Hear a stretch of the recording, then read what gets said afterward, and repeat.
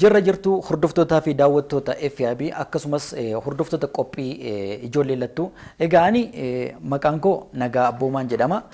Kanan isin barsiisu aartiidha. Walumaan bohaara, walumaan baranna jechaadha. Akkuma beekamu aartii keessatti wanta baay'ee ulfaataa jedhame tokko haala salphaatiin ilaaluu dandeenya. Kanaaf yaadannoo keessan qopheeffadhaa. Walumaan bohaara, walumaan baranna jechaadha. Fakkii ulfaataa fakkaatu garuu haala salphaatiin akkamiin akka kaasuu dandeenyu waliin ilaallachaa. Jalqaba irratti aartii gaafa jennu aartii jechuun ogummaa jechuudha. Ogummaan kun immoo tarii sirba ta'uu danda'a, faaruu ta'uu danda'a, weelluu garaa garaa, akkasumallee asoosama nama barreessu, nama kitaaba barreessu, nama fakkii waan garaa garaa kuni maal jedhama? Aartii jedhama. Aartiin kennaadha. Kennaa kana irratti immoo yoo barumsaan dabaallee professional ta'uu dandeenya jechaadha. Gara fakkiitti gaafa dhufnu fakkii jechuun miira ittiin ibsachuuf, gaddaaf gammachuu ittiin ibsachuuf kan itti tajaajilamnu, siyaasa nu keessa jiru ibsachuuf kan itti tajaajilamnudha. Aadaaf duudhaa saba keenya jaalalaaf jibballee dhiibbaa garaa garaa ittiin ibsachuutiif fakkii garaa garaa fayyadamuu dandeenya jecha. Hansin ajaa'ibu kitaaba tokko ta'uu danda'a. Fakkiin tokko kitaaba fuula baay'ee qabu ta'uu danda'a jecha. Waan baay'ee halluu dabalatee gaddaaf gammachuu wanta ibsu hundumaa dabalatee kitaaba guutuu isaa tokko ta'uu danda'a jechaadha. Akkasumallee saayinsii fi teekinooloojii keessatti aartiin baay'ee barbaachisaadha. Fakkeenyaaf gamoo tokko ijaaruutiif gamoo arginu kana ijaaruuf maaltu nu barbaachisa? Fakkii jalqaba firiihaand iskeech gooneetu diizaayinii isaa baasna. Erga diizaayinii isaa baasneetu gara hojiitti galama. Uffata nuyi uffannu kana warshaa garaa garaa ijaaruu fi farnicharii meeshaalee mana keessa itti fayyadamnu baay'ee isaa maalidha? Aartiitiin deeggaramna. Fakkiin nu barbaachisaa jechaadha. Bilbiluma fayyadamnu mataa isaallee aartiin baay'ee murteessaadha. Diizaayinii isaa jechaadha. Namoota fakkii kaasuun isinitti toluuf ijoollotas ta'e namoota gurguddaafis garuu immoo carraa hin arganneef kottaa asitti FIBtiin qophii ijoollee lattuutiin waan baay'ee waliin barachuu dandeenya, waliin bohaaruu dandeenya jennee yaadna. Egaa akkuma isinitti hime yaadannoo keessan qopheeffadha. Aartiif maaltu barbaachisa kan jedhu waliin ilaallaa jechaadha. Jalqaba inni guddaan jalqaba sammuu ofii of amansiisuudha. Ani hin danda'u jechuun barbaachisaa miti, nan danda'aadha. Sirriitti hin danda'amammooti. Kanaaf fakkii garaa garaa fakkii ulfaataa fakkaatu tokko haala salphaatiin gaafa ka'u hin agarraa jechaadha. Kanaaf inni guddaa fi inni jalqaba sammuu ofii amansiisuudha. Inni gara biraa gosoota irsaasiiti. Peensil gosoota irsaasii. Types of pencil kan jedhamu kanadha. Gosoota irsaasii akka biyya keenyaatti HB, B, 2B, 3B wanta jedhamutu jira. Egaa ani gosa sadiin qabadhee jira. Gosa sadii gahaadha yeroof jechaadha. Fakkeenyaaf HB jechuun ishee kanadha. Baay'ee qalloodha. Baay'ee qalloodha. Kun immoo isa giddu galeessadha. Kun immoo 2HB jedhama. Baay'ee furdaadha jechaadha. Garaagarummaa guddaa qabu jechaadha sadan isaanii. Faayidaan isaanii sarkaan gurraachessuu isaanii wal caalaa jechaadha. Gaafa kanaan dibnuu fi gaafa kanaan dibnu digiriin gurraachessuu isaanii baay'ee wal caalaa jechaadha. Kanaaf gosoonni irsaasii baay'ee murteessoodha. Fakkii tokko hojjechuuf gosoota irsaasii lamaa fi isaa ol nu barbaachisa jechaadha. Light, shadow, dark wanta jedhamu kanaan fayyadamna jechaadha. Kan biraa gosoota balleessuuti. Gosoota balleessuu gaafa jennu balleessituun gosa garaa garaatu jira. Gaafa dibnu gaafa irraati balleessinu qabatee kan ka'u wanta balleessinu sana qabatee kan ka'u maal jedhama? Isadha jechaadha. Faayidaa guddaa kan qabu. Kanaaf kan irratti hafu otoo hin taane kan gaafa balleessinu sana fudhatee ka'u, fudhatee isa balleessinu maree fudhatee kan ka'u fayyadamuu qabna jechaadha. Akka professional artistii tokkootti jechaadha. Inni gara biraa haala qabannaa irsaasiiti. Haalli qabannaa irsaasii fakkii keenya bareechuuf illee nu fayyada. Fakkii nuyi kaasnu nu jalaa akka hin naqamneef illee. Fakkeenyaaf gaafa hojjechaa jiru harka koo jalatti, harka koo irratti akka wanta fakkiin ani hojjechaa jiru akka na jalaa hin banneef. Kanaaf gosoota haalli qabannaa keenyaallee murteessaadha jechuudha. Tokko akkamitti qabanne noormaalii akkatti qabachuu dandeenya. Lammaffaa akkas goonee haala kanaatiin qabannee hojjechuu dandeenya. Sadaffaa immoo kun akkatti haala kanaan qabannee hojjechuu dandeenya. Namoonni qaama hir'uu ta'an immoo ni jiru. Afaaniin qabatanii fakkeenyaaf namni qaamni isaa hir'uun kallattii garaa garaa hawaan isatti tolu qabatee ittiin hojjetaa jechuudha. Aartiif sirnoota bu'uuraa ta'an Artiif sararoonni bu'uuraa ta'an qabannaa keenya gosoota qabannaa keenya jijjiirree itti fayyadamuu dandeenya. Sarara ol gadee perfekti ta'u sarara ol gadee haga sirrii ta'anitti hojjechuu danda'u. Sarara shaffaxaallee hojjechuu danda'u gara mirgaaf gara bitaatti. Kana mee waliin ilaalla jechaadha. Anis na yaalaam. Sararoota bu'uuraa gaafa jennu sarara ol gadee ta'uu danda'a, sarara shaffaxaa ta'uu danda'a, sarkilii ta'uu danda'a. Haga perfekti ta'anutti maal gochuu qabna? Isaanin irra deebinee harka keenya hojjechiisuu qabna jechaadha. Fakkeenyaaf sarara ol gadee tarii harki koo jalqaba jallachuu danda'a ta'a. Haga sirrii ta'utti maal gochuun qaba? Sarara ol gadee irra deddeebi'ee shaakaluun qaba jechaadha. Daareeshinii harka keenya qabannaa harka keenya immoo jijjiirraa jechaadha. Haala kanaatiin irra deddeebinee haga perfekti ta'anutti ni shaakalla. Akkasumallee sarara shaffaxaa immoo haala kanaatiin shaakaluu dandeenya.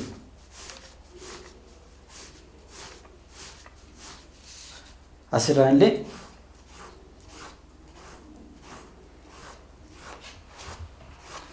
haga perfektii ta'anutti shaakaluu danda'uu qabna jechaadha.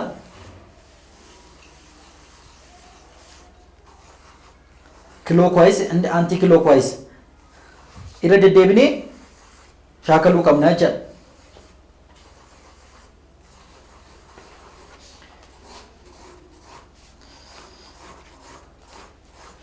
Haala kana haga sirrii ta'utti irra deddeebinee mana keessanitti deddeebitanii akka shaakaltan abdiin qabaa jechaadha. Egaa ijoollee haaluma kanaatiin dandeettii aartii keessanii qabannaa keessanii harka keessan abboommachuu dandeessu jechaadha. Kanaaf mana keessanitti akka shaakaltan abdii guddaan qabaa jechaadha. Amma immoo ijoollee fuula namaa portrait isa jennu kan haala kamiitiin haala salphaatiin hojjechuu dandeenya isa jedhu waliin ilaalla.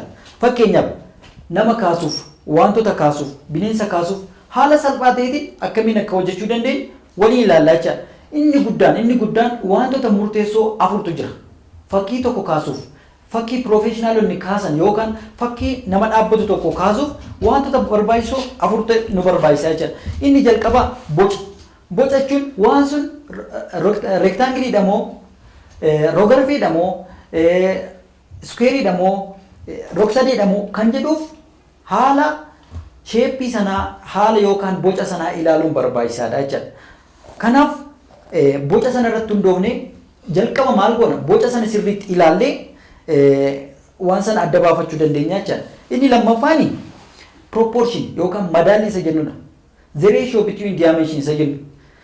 Safartuuwwan wantoota lamaan gidduu asii hungoone fakkeenyaaf funyaan keenyaaf ija keenya gidduu garaagarummaa hammamii jira. Nyaara keenyaaf adda keenya gidduu garaagarummaa hammamii jira isa jedhu adda baafachuun barbaachisaadha. Inni proportion yookaan madaalli isa jennudha jechuudha. Inni sadaffaa sona yookaan value how light or dark something is isa jennudha. Gara kanatti gaafa dhumnu light, shadow, dark kan jedhamutu jira. Light jechuun ifadha, shadown gaaddisadha, darkiin immoo dukkana jechuudha. Kana adda baafachuun maaltu nu barbaachisa jechuudha? Value kan jennuun adda baafannaa jechuudha.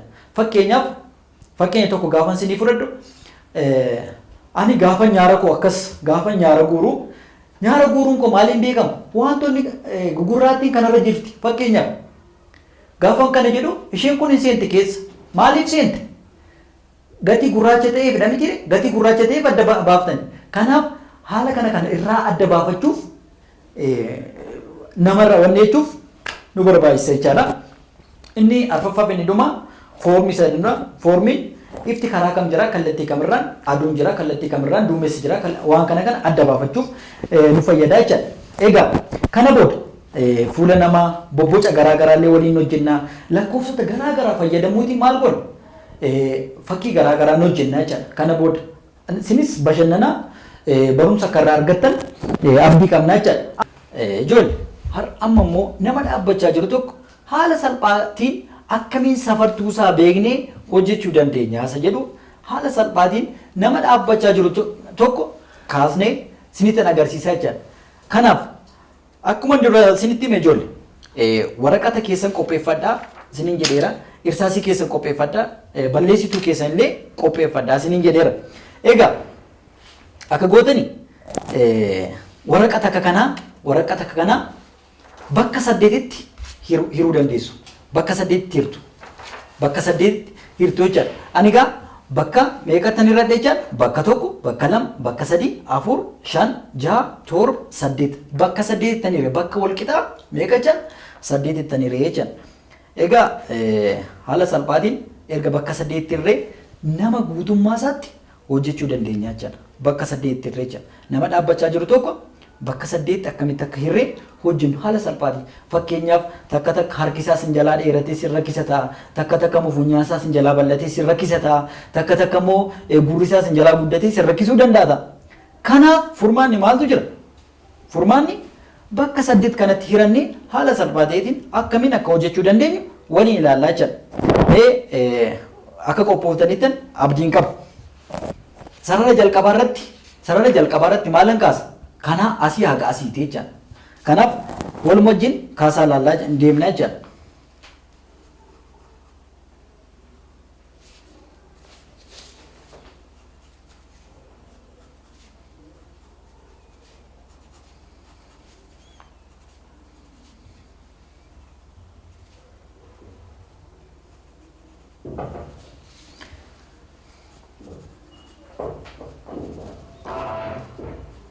Sarara jalqabaa irratti kana kaafadheera. Sarara lammaffaa irratti immoo akkam akka ta'e isinitti agarsiisa.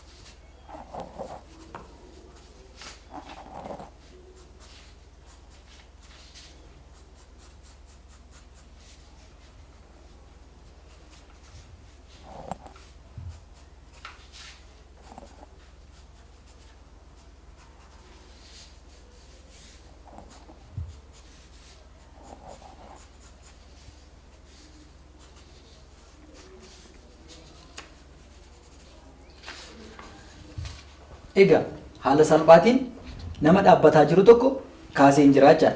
Kanaaf dheerinni asii haga asii fi morma keenya asiitii haga asii fi asiitii haga harma keenya wal qixadha. Asiitii haga handhuura keenyas wal qixadha. Egaa kana ilaallachuu dandeessu sirriitti. As kunni handhuura isaati jechaadha. As kana handhuura isaati jechaadha. Harkisaa haga lakkoofsa meeqaffaatti akka deemu hunda isaa ilaallachuu dandeessu jechaadha. Isinii galeera jedhee yaada. Kanaaf nama guutuu isaa tokko kaasuu bakka 8tti hirannaa jechaadha. Erga bakka 8tti hirre mormaatii ol kana isaatii ol tokkodha. Kana isaatii ol immoo harma isaatii ol lammaffaadha. Handhuura isaatii ol immoo sadaffaadha. As buusaa kana isaatii ol immoo sadaffaadha. Harka isaa dhuma harka isaa irratti immoo arfaffaadha jechaadha. Fakkeenyaaf ciqileen kunii fi handhuurri keenyi wal qixadha. Gaafa dachaafannus gaafa diriirfannus ciqileen keenyii fi handhuurri keenyi wal qixadha jechaadha. Wal qixarra oolaa jechaadha. Isinii galeera jedhee yaada. Kanaaf haala salphaatiin kana hojjechuu dandeenya.